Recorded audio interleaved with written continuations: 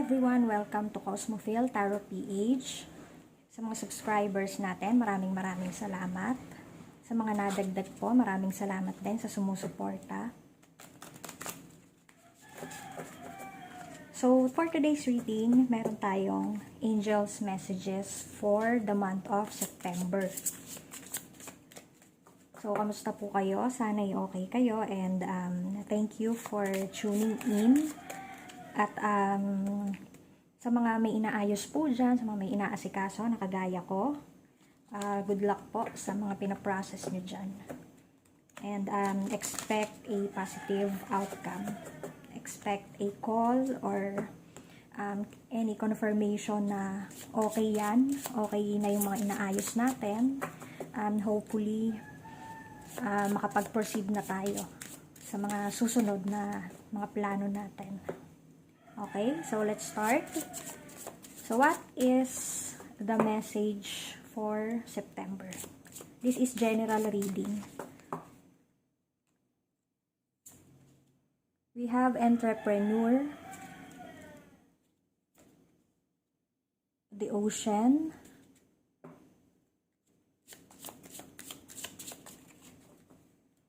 and we have blessing in disguise. Okay. So, for the month of September, let's go first to our first card, entrepreneur. So, basahin natin. As self-employment suits your disposition and intentions. Working for yourself allows you to better follow your intuition and divine guidance.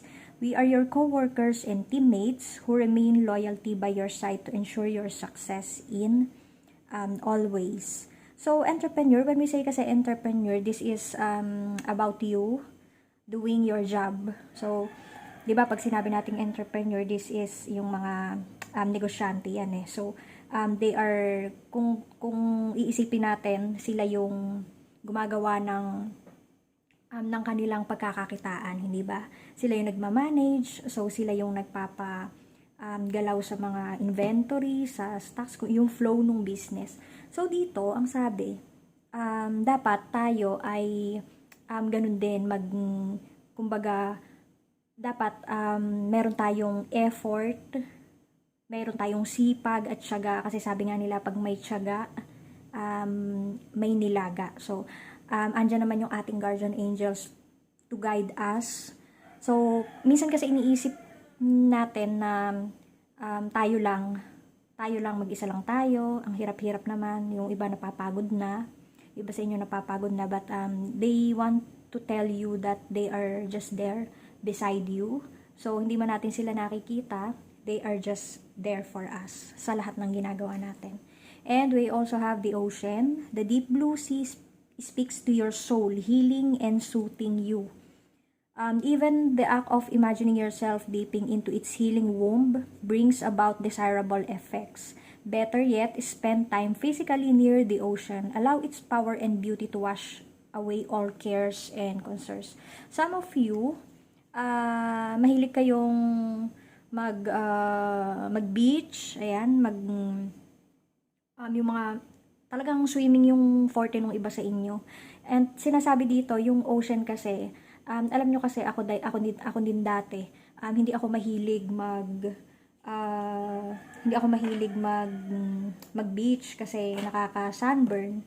Pero nung malaman ko na meron palang positive effect sa atin yung ocean breeze, ganyan, tapos yung tumatapa ka sa sand, sobrang nakaka-cleanse ng energy, saka mas nakaka-recharge. So, ang advice din nila for you is to find time para magpunta sa beach, tapos mag-cleanse tayo doon. Talagang malaki yung maitutulong ng dagat sa atin.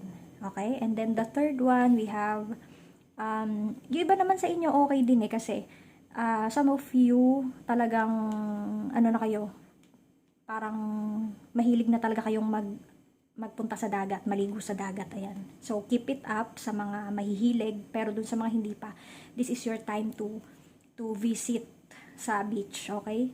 And then the third one, blessing in disguise. What appears to be a problem is actually part of your answered prayer. You'll understand the reasons behind your present situation as everything resolves. Trust in heaven's protection and infinite wisdom to answer your prayer in the best way.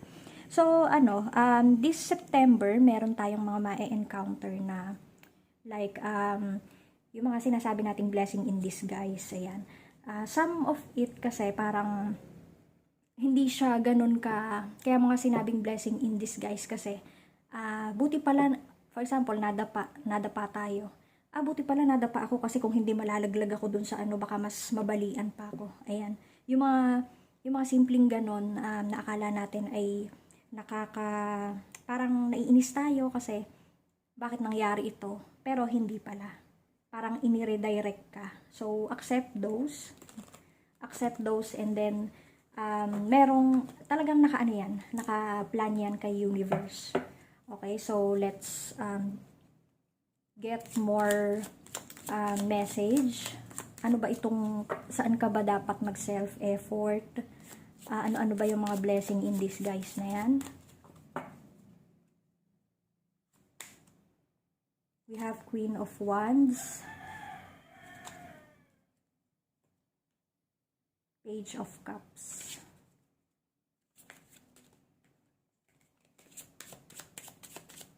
ano pa? Guardian Angels. We have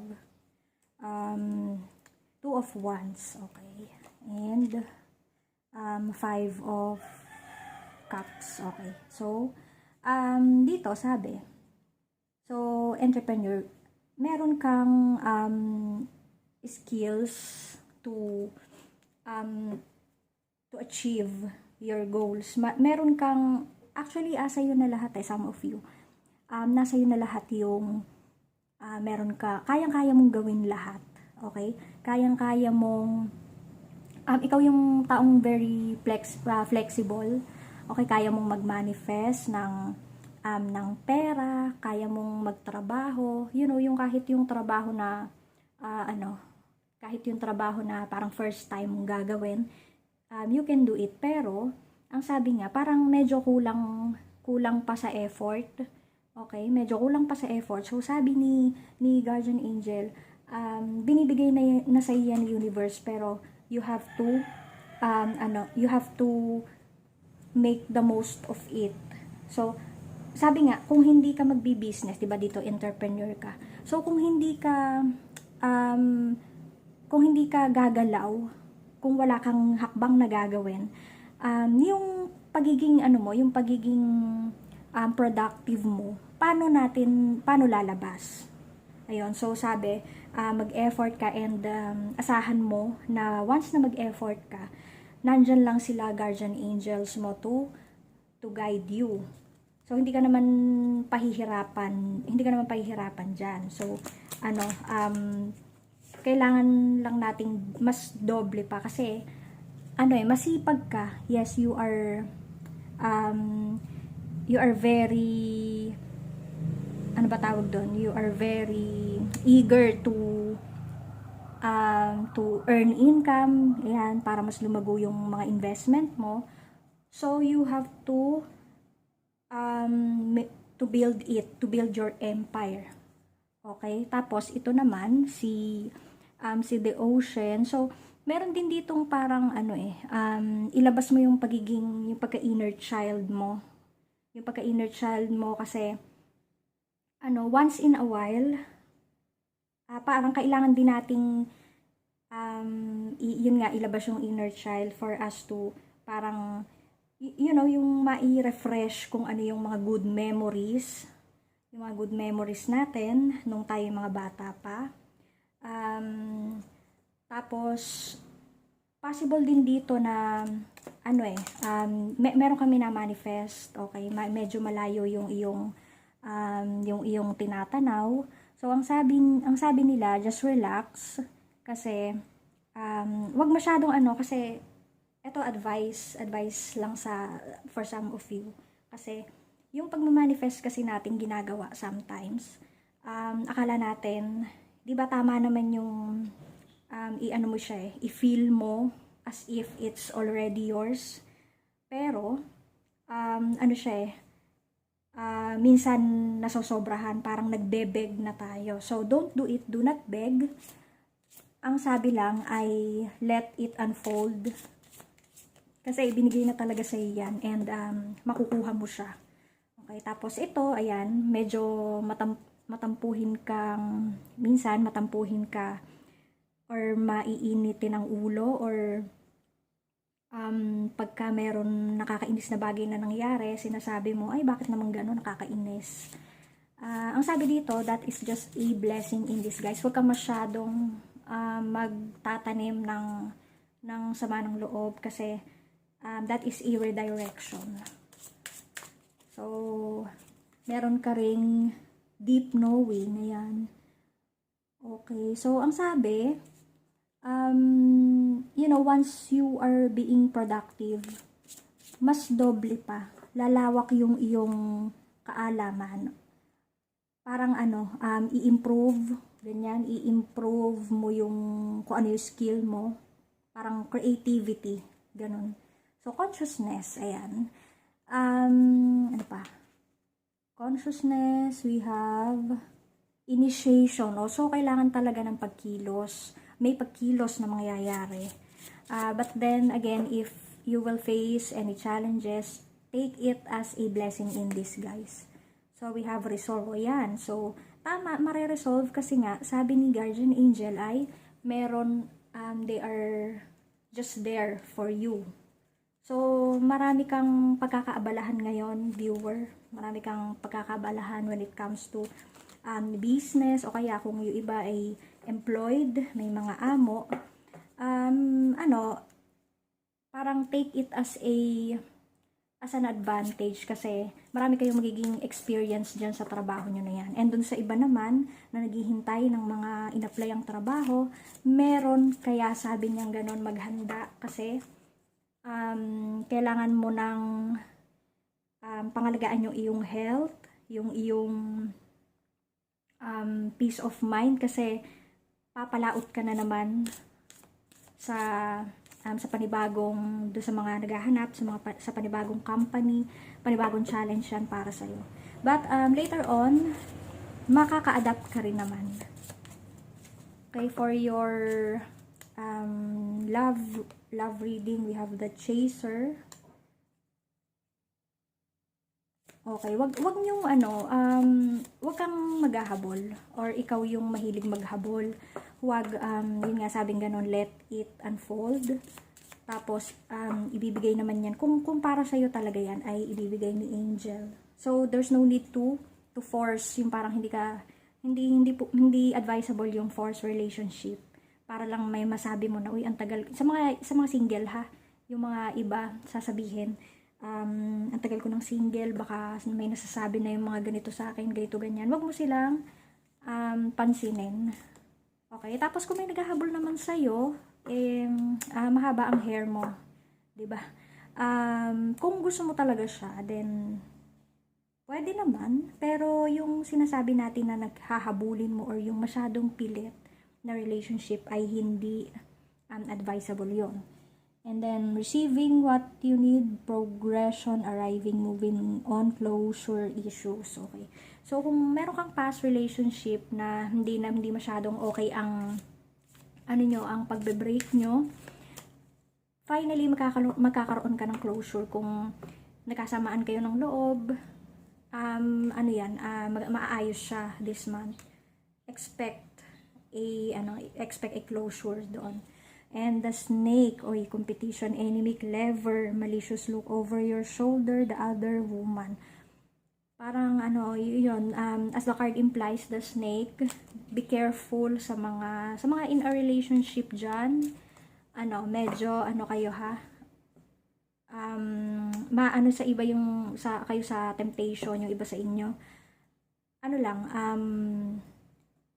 Yung wag masyadong wag kayo masyadong matempt sa mga tukso. Tapos ayan, may the snake, tapos dito naman yung parang ito, wag hindi nyo kailangang i-force yung relationship nyo. Let it flow. Parang kung kayo talaga ay magiging kayo. Okay? And then heartbroken, deeply hurt, sad, separation, breakup, feeling lost, grieving, mourning. Okay? So, yun nga, parang merong sign na yung iba may makakalabuan. Okay, magiging heartbroken kayo. Siguro ito rin, ayan, oh. Ayan. Heartbroken, saka ito. So, ayun, ito siguro nga. Ayan. Oh, di ba? And these cards are connected. So, kitang-kita naman heartbroken ka. So, wag ka masyadong mag-focus sa emotions mo. Basta isipin mo lang, that is a blessing in disguise. Malay mo, kaya kayo nagkahiwalay. Meron kang makikilala na mas, ano, saan ba yun? Na mas bagay sa'yo. So, ito, si The Chaser, pwede rin tong, ano parang meron ka ring makilala. Okay? Pero, do not force. Baka naman gawin mo siyang panakip butas. So, yon yung sa relationship nyo. Okay? Huwag kang masyadong magpadala sa mga emotions. Okay? Kasi, lilipas din yan. And take it as a blessing in disguise. Yun lamang po. Thank you so much.